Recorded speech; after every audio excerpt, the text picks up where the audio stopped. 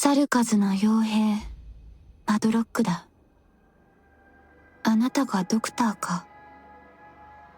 何度もロドスに救われた身だ。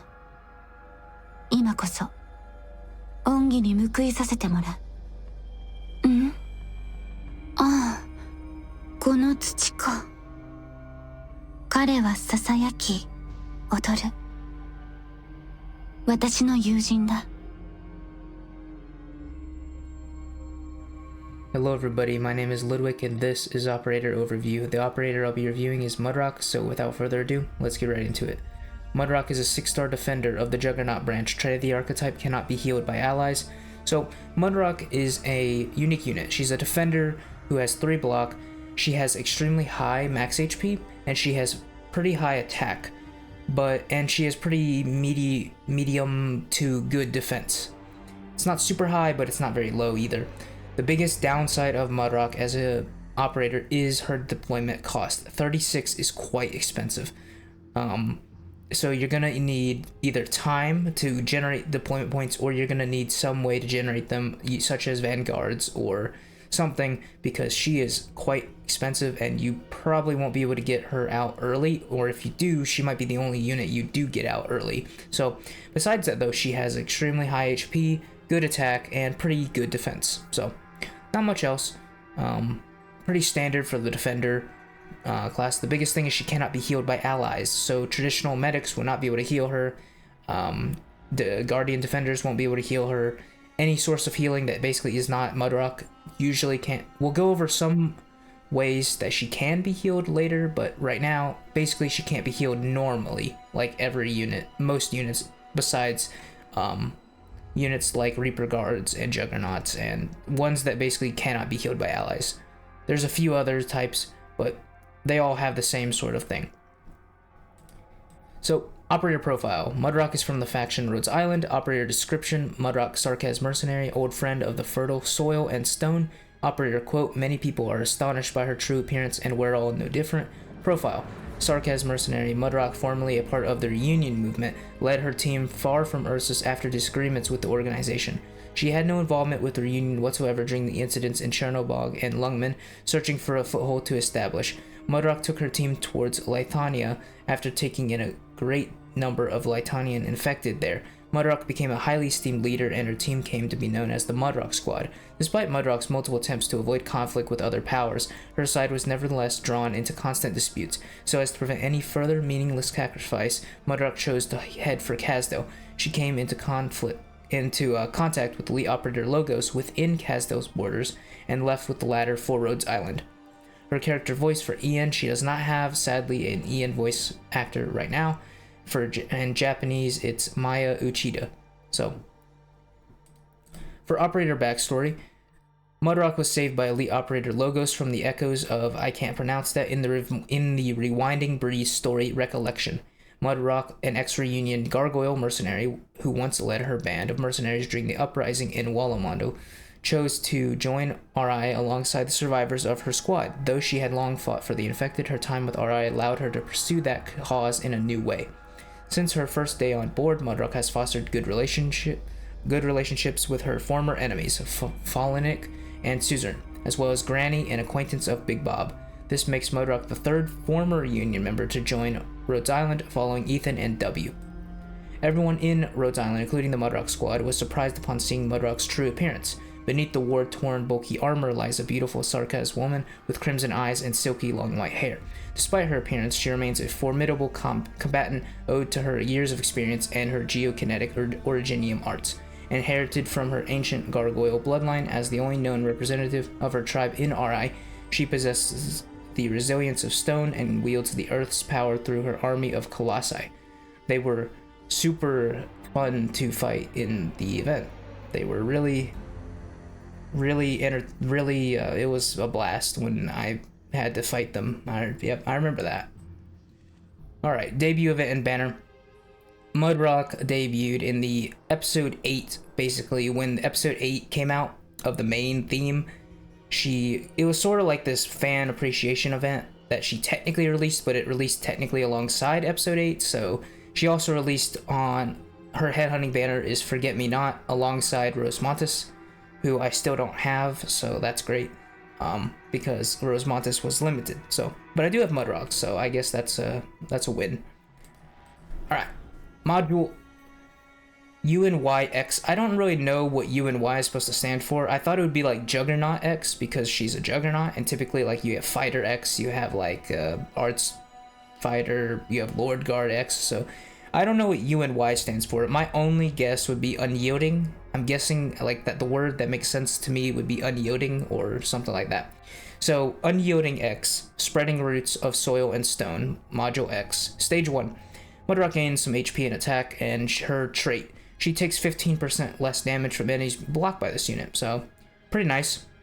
It allows her to basically do what she wants to do. She's already super tanky, so now she has 3 blocks. She just blocks the enemies, and they do less damage to, or she takes less damage from them. So as long as she's blocking them. Stage 2, she gets more HP and attack, and then her talent, Ward of Fertile Soil, improved. Every 9 seconds gains 1 shield, can have up to 3 stacks with 1 stack granted immediately when deployed. When a shield is broken, restores 22% of max HP and 1 skill point. And stage 3, she gains more HP and attack, and it's improved, and now it's the same, except she will restore 23% of max HP and 2 skill points. Her module is really good. Ward of Fertile Soil, or Fertile Soil, is extremely powerful. It's an extremely powerful just talent for survivability. This is kind of like when I was talking, if any of you watched my Viviana video, the 3 stacks, basically I would give, if Viviana had up to 3 stacks, it would actually help Viviana a lot. It's different, Viviana's is a different shield, but it's sort of the same thing. So it just, the bonuses, it instead of 20% of max HP, she restores 22 at stage 2 instead of just 20%, and the skill point is new. Skill points are really nice, specifically with Mudrock's main signature skill, which is her skill 2, which is a defensive recovery, which means, you know, she has to be attacked to gain skill points. So what's nice is you're just gaining skill points without her actually having to really do anything, which can then activate her skill 2 faster. So other than that, I mean, extra attack is always good. HP, I mean, since it's a max HP, her getting extra base HP stat is really, really helpful because, you know, max HP, she's gonna just heal a percentage instead of a flat number, which is, so the more HP, the better, basically. Attack is nice because she can actually do some pretty good damage, so, and the skill points are really nice for cycling. So now we are gonna go over that. Talent 1, Ward of the Fertile Soil, improves at potential 5. Like we said, every 9 seconds grants 1 shield, can have up to 3 stacks with 1 stack granted immediately when deployed. When a shield is broken, restores 20% of max HP, plus 2% at potential 5. So at just stage 2, you're already doing 22% of max HP, and then at stage 3, you get 23% instead of 20%, plus 2% if you have potential 5. Like we were talking about earlier, basically this shield effect will block basically the next instance of attacks. One of the downsides, this shield effect can be broken by anything really. So a ranged attack from like one basic crossbowman that does like no damage will still break the shield. So ranged attacks, it's still really good, but like it's harder to, you can't really use it the way you want sometimes. Like if I'm fighting a boss and she takes 1 hit from like a dog and then the boss hits her, she's gonna take all the damage from the boss. So, because the dog broke the shield first. So that's one downside of it, since it will break basically to anything, basically. So, but other than that, it's really good. I put that it can block most attacks. I haven't really tested it against everything in the game. I do know it's really good in a certain area that I'll go over in a minute. But other than that, it's that's about it. I mean, allows her to negate hits, and she can heal herself without, because she cannot, as a Juggernaut, she cannot heal herself traditionally. Being able to just heal yourself with this talent is just crazy. Like it honestly can usually keep her alive most of the time, so by itself. So moving on, talent 2, Unshakable Solidarity. Takes 30% less damage from Sarkaz enemies. This is a very nice talent, but mainly is in the main episode story themes, or whatever they're called, episode main theme of the story, whatever. is specifically really good past episode 9.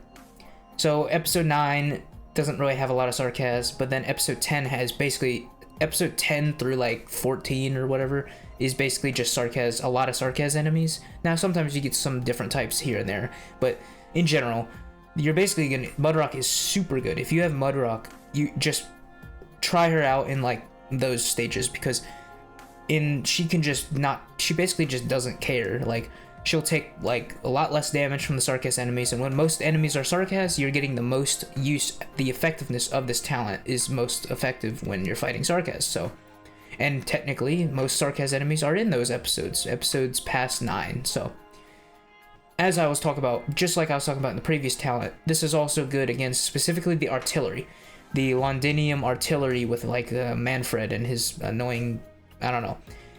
That does a lot of damage. It does like 3,000 true damage. Well, you can completely block that.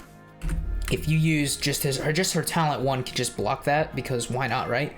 And even if you don't block it, she can just survive it anyways, because she has extremely high defense and she has extremely high HP. So she probably won't care even if she gets hit by the Londinium artillery. So there's another bonus besides the fact that she's more effective against sarcasm enemies. So of course, less damage is always good, because that basically just makes her more tanky than she already really is. So moving on, master recommendations. Skill 2 is Mudrock's signature skill. It's an AFK skill, which is a defensive recovery, which means she has to be attacked first, so an enemy has to attack Mudrock for her to gain skill points. Other than that, it will auto-activate once it's charged, and she will spin. Mudrock will spin around with a she does have increased range, but it's not super far, but she does have increased range around her. She can hit multiple enemies so if there's multiple enemies around her, she can hit multiple of them.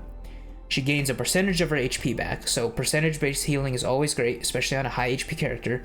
And she can hit multiple enemies with a chance to stun them, so she can, a little bit of utility there with the stun. So, pretty nice. It's her signature skill. I highly recommend. If you're going to use Mudrock, this is basically the main go-to skill in basically my opinion. In general, I always use this skill if I'm using Mudrock. Skill 3 is a sort of asterisk, like it's good, but I don't think it's as good as skill 2. It's a powerful skill. Basically, she stops attacking and does not take damage for 10 seconds. She also doesn't block enemies. So once you activate the skill, similar to like a stun effect, basically when you activate the skill, she will stop attacking and stop blocking. So enemies can walk right past Mudrock. So that's a slight problem. So you gotta time it, or at least have somebody behind her just in case.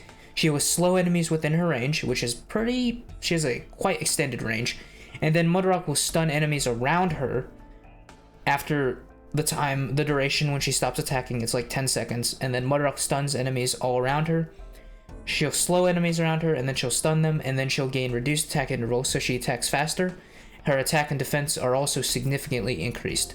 So it's not bad in any way, it's just situational and requires a little bit more than just skill 2. Skill 2 is typically just AFK, you place her down. Skill 3, you're going to have to time it a little more and at least have somebody behind Mudrock, so that or you don't have to have somebody behind her, but you have to have you either use the skill earlier or use the skill, you have to time it, or you do just have somebody behind Mudrock, so in case that they get past Mudrock, she's not going to block them. She's not going to attack them or block them for the least 10 seconds. And her skill 1 is a very simple, basic defense up. I don't even recommend I just level 7. I wouldn't master it. There's not really any reason to take it. You unlock skill 2 at Elite 1. So at Elite 1, which is very cheap, you'll probably have her main skill anyways. So there's no real reason to ever use skill 1. So for skill 1, it's an auto recovery. Skill 1, defense up Y. Auto recovery manual trigger 40 seconds. Initial skill points 15. Skill point cost 30 seconds. Duration 40 seconds. Defense plus 100%. It's a basic skill that's really just not as good, just like I was saying, compared to her skill 2 and 3. Its gains are not really that interesting. And that's really about it. Yeah, it has a decent duration, but it doesn't really do much for her. She gets more defense, but she already has high defense. And like I said earlier, you get her main skill at Elite 2. So, moving on.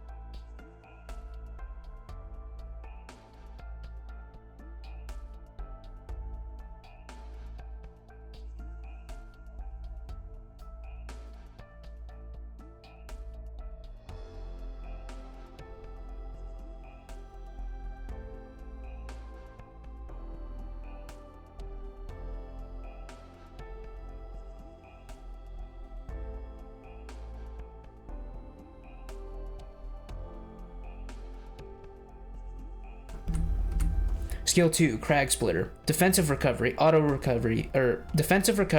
skill, initial skill point cost 0, so initial skill points 0, SP cost 4, duration not applicable, and not applicable above it too. Her next attack, she spins around. She can hit multiple enemies. She will restore 6% of her max. The next attack restores 6% of this unit's max HP and deals 270% attack as physical damage to all surrounding ground enemies with a 30% chance to stun them for 1.2 seconds. In short, we already talked about it basically.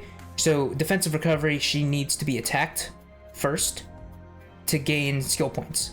Once she has skill points, she will then, the next time somebody comes in her range, she'll spin around. She will restore 6% of her max HP, and then she will hit multiple enemies, if there are multiple enemies around, for extra damage, 270% attack, as physical damage, with a 30% chance to stun them. And she can hit multiple, it's not super big range, but it's basically just right around Mudrock. And so it's not super far, but she can hit multiple enemies, so that's very nice. Yep, it's signature skill, AFK, you just place her down, and honestly, you just put her somewhere, and you just leave her alone, basically. She'll restore her HP. This plus her talent gives her a lot of self-sustain. She has extra damage. She can hit multiple enemies. So she has a little bit of AoE capabilities. She has sustain with her talent and this skill, giving her 6%. I mean, there's not really much else the skill really needs to. It doesn't do much else than that, but it doesn't need to, as it's super powerful. As a unit already, it just makes great use of her synergy as a her trait as a juggernaut. That's exactly what she wants to do. Survivability, damage, while also being able to block and lane hold. With the AoE capabilities, she can hit multiple enemies. So if there's a lot of enemies, she can still usually deal with them, depending on how many.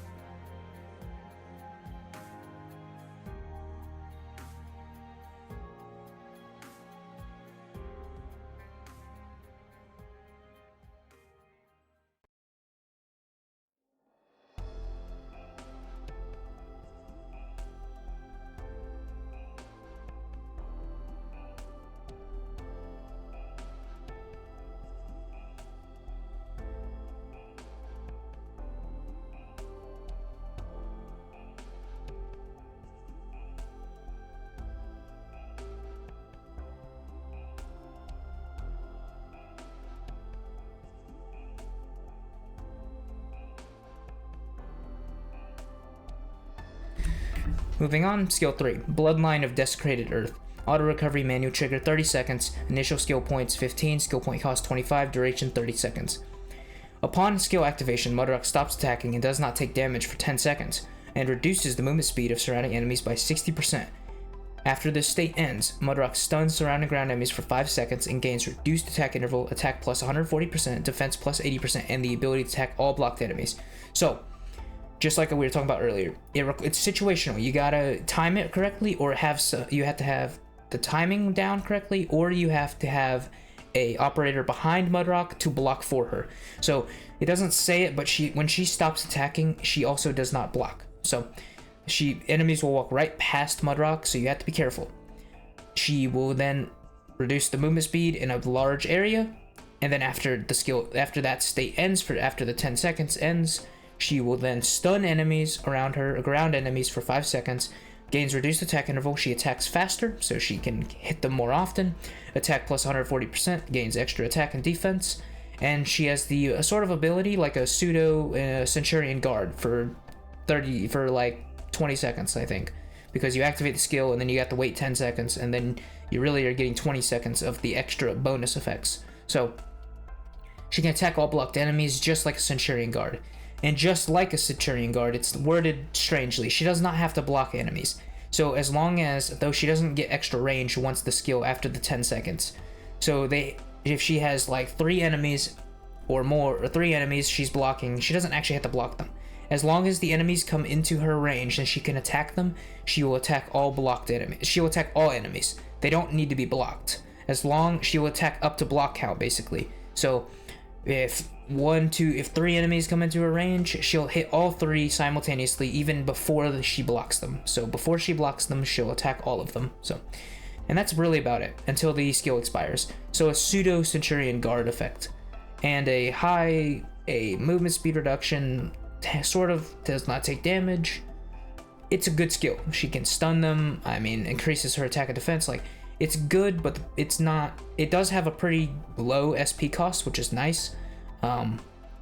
It's good, but situational compared to the AFK nature of her second skill. It's still a very powerful skill, but it needs to be utilized in a different way, and it's not as easy as just putting Mudrock down with her second skill and letting her just do whatever.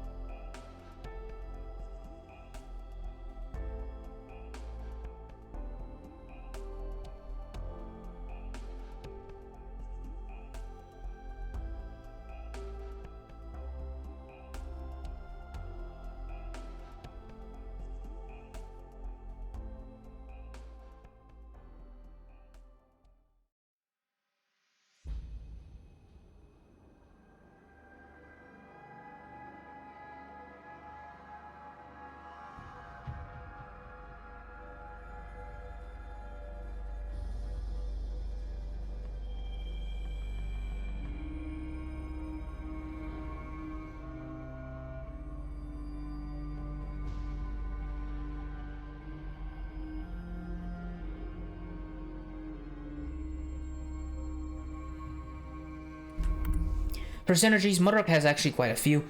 She is an extremely self-sufficient operator, just like all the other juggernauts. But Blemishine, first talent. Blemishine is another defender. and also one of the Neural sisters. So Blemishine's first talent allows operators with defensive recovery skills like Mudrock skill 2 to gain skill points when attacking instead of having to wait for Mudrock to be attacked to gain skill points, increasing how often Mudrock can use her skill. So you can just place Blemishine somewhere, anywhere on the field. And now Mudrock, this will only work with defensive recovery, so this will only work with Mudrock skill 2, but it allows her to gain skill points faster. So she can either be attacked just like normal, so defensive recovery, the enemy attacks Mudrock and then she gains skill points, but now it has the additional effect. She can act like a sort of offense recovery. She can now attack enemies and also gain skill points. So you have like double ways. So let's say you have an enemy here. Basically, it's just going to increase the amount of times and how often she can use her skill 2. As she can be attacked and gain skill points, and she can also attack enemies and gain skill points. So it's just really good for skill cycling in general. So other than that, another unique thing, just like Scotty the Corrupting Heart and the other Bard supporters can heal Mudrock even though she cannot be healed by other medics or Guardian defenders. So Scotty the Corrupting Heart, as normal, just breaking the game, I guess. So all enmity units or units that are like Mudrock that cannot be healed by allies, they can technically be healed by Scotty and other bards, because technically, I guess, Scotty is healing. It's like a over time effect, so it's not direct healing, like a direct attack on to heal the operator. Scotty just has to basically exist, and she will passively, it's a passive effect, Scotty will passively heal operators. So classes like the branches like Juggernaut, Reaper Guards, Musha, or now I think they're called Solo Blades, they cannot technically be traditionally healed, as they all have the cannot be healed by allies, but they just say, Scotty says nah, and just heals them anyways. So that is extremely powerful, because it's technically passive healing. So that is a way that you can actually heal Mudrock. Also, Scotty with skill 2 can also give Mudrock attack and defense, which she already has a high attack and defense. So now you're just giving Mudrock even more attack and defense, which is kind of crazy. So, and that's about it. So Scotty can heal her. It's not like a direct heal, it's passively. So like you have Scotty around her, she takes damage, but it's still HP, it's basically heal over time. So she's just giving operators around her, healing them over time instead of a quick burst heal, basically. Perfumer's talent, similar to Scotty, can heal Mudrock due to it passively restoring the HP of allies over time based on Perfumer's attack. Perfumer just has to basically exist on the field somewhere, and she will passively heal operators, which will affect Mudrock and other units that are cannot be healed by allies. Shu, a Guardian Defender, cannot directly heal Mudrock, but her talent allows her to basically sow seeds. So Shu can basically, when she heals, she sows seeds around that operator. It's that operator's position and the 4 tiles, like above the 1 tile above them, left, right, and bottom below them, and the tile that operator is currently on.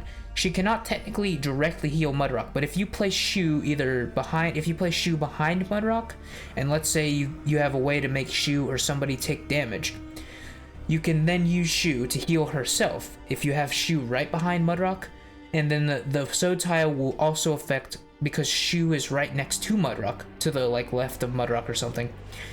She has to be right behind Mudrock. The sow tile will heal Mudrock, because the sow tiles are passive healing, just like Scotty. So any operator on a sow tile who heal HP over time, so it's like 70 or something, so that's HP over time. And if you have Shu's module, now if you don't have Shu's module, it won't do this. Well, it will do this. Sow tile units also gain Sanctuary. So I take back what I said. The sow tiles, based on her talent with the sow tiles, will apply also any operator on a sow tile, so they're getting the passive healing effect, will also gain a Sanctuary effect. Sanctuary reduces the physical and arts damage taken by a unit, effectively giving that unit damage reduction. So that's already helpful for Mudrock. Mudrock would be getting passive healing, HP over time, just by being on a sow tile, and she would also be gaining a Sanctuary effect. Now she takes less damage, and Mudrock will take even less damage, which is absolutely just crazy. For operator criteria, I personally like this character because character design, lore, artwork, voice, presence, story, faction, Rhodes Island, character relations, style, etc. basically, if you are interested, if you like her character design, basically pull for her. This is the way I pull mainly for characters subjectively, because I mean, I just pull on whoever I think looks cool. So, and then the objective is more for why do you want them or why do you need them, basically, and what reason. Mudrock is a unique branch. She is a juggernaut with pretty good physical DPS. She has self-sustain, a lot of self-sustain. She synergizes quite a bit with like Scotty and Shu and other passive HP regeneration units. She has survivability, of course. She has high defense and all that. She can lane hold very effectively. The biggest downside, we already went over why she's so good. The biggest downside, though, is due to her considerable deployment point cost. If you can alleviate her deployment point cost, she basically is like a super powerful powerhouse unit who can just basically not die. She'll refuse to die.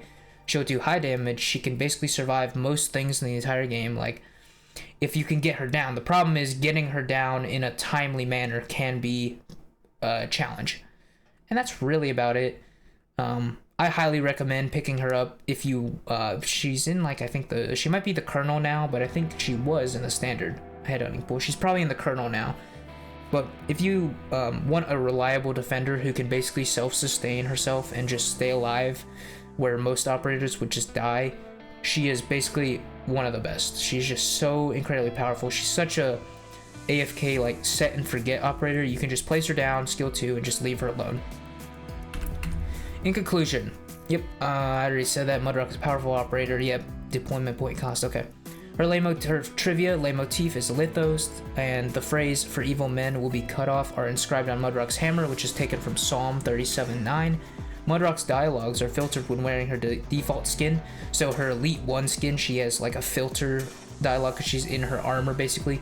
If the player equips her Elite 2 skin, the filter will only apply during combat or in the RIIC. The game uses separate voice assets of Mudrock, carrying filtered and unfiltered variants. Mudrock is the first defender to not wield a shield, instead using her arts as a substitute. Due to her imposing base artwork, Mudrock was mistakenly believed to be very tall, despite her profile indicating her height as 163 centimeters. Her files explain that she uses her arts to keep her massive suit upright as additional padding. Additionally, her sprites, when equipped with any of her outfits, depict her with the appropriate height. Alright, that was a lot. I spoke a little faster. Apologize about that. I hope you still got most of the information. In general, there's not much else to say about her. She's just super powerful, and I use her whenever I can, but the problem is that deployment point cost is pretty high, so, and sometimes you can just win a stage without even needing Mudrock in the first place, so, you know, like, let's say, I mean, I use a stage, and like, I typically would just use Mountain, because Mountain has self-sustain, but he's a lot cheaper than Mudrock. Is he better? Debatable, but probably not better, but he is cheaper, which, you know, I can put him out on the field at the beginning of a stage instead of near the end when the stage is basically over, so there's really no point at that point. So, that's really about all for Mudrock. She's a really cool character, and I like her story, and I haven't really read too much of it, but it is pretty cool. Logos, Elite Operator Logos saves her, which is pretty cool, so. Besides that, yeah, she's a cool character, and I did not expect her to actually, I think when I first saw her, I thought it was just a guy in a suit or something, which was cool, and then they revealed it was actually, it's she, so that's, I don't really care either way. It's really, she's cool regardless, or he, if it was a he, I wouldn't have cared. She, though, the one we have right now, is pretty cool, and I like her character. I do wish she eventually gets a skin that is not, like, the skin, all of her skins are good, but I kind of want a skin where she's, like, in her armor, or, like, a different version of her armored suit. I don't know, I think that would be pretty cool, because right now we kind of just have, like, they look pretty similar, so they all look kind of, like, the same compared in the first place, so. But that's that's just a nitpick, and honestly, her character looks great anyways, so it doesn't really matter. The ones after this are, the operator reviews will be Typhon, and probably some other different miscellaneous content. And then eventually, I'll probably eventually work on the newer operators like Narantuya and Nymph and stuff like that. So, Degenbrecher would have been a lot earlier than this. The problem is I do not have her skin, and I'm waiting for her Shadow of the Dark Moon skin to come to global. Otherwise, I would have done Deegan Brescher probably after I did either Viviana or Reed. I probably would have done her after them, but yeah, I don't have the skin, and I really want the skin because I think it looks great. So, yeah. But in the short, yeah, Deegan Brescher is one of my favorite characters. So, yeah, all right, that's enough rambling, and I thank you all for watching, and I'll see you all in the next one. Have a good night. そこでうたた寝をしているのがドクターだ。覚えておけ。私たちと共に長い道を歩むことになる人だ。クロージャさんにできればロドスではフル装備で歩き回るなと言われているが、素顔を晒すのはまだ慣れない。すまない。感謝状？ああ、昨日のサルカズの職員たちか。私の装備とアーツ特性は力仕事に向いているから。それにしても建材も燃料もかなり重いのに、彼らはロドスの運行をその体で一心に担っているのだな。素晴らしいことだ。あのエリートオペレーター、リターニアで目にした不思議なアーツには度肝を抜かれたものだが、いともたやすく霧を払う姿を見て理解した。サルカズとして彼は若いが古のものであると、亡くなった戦士や仲間のことをよく思い出す。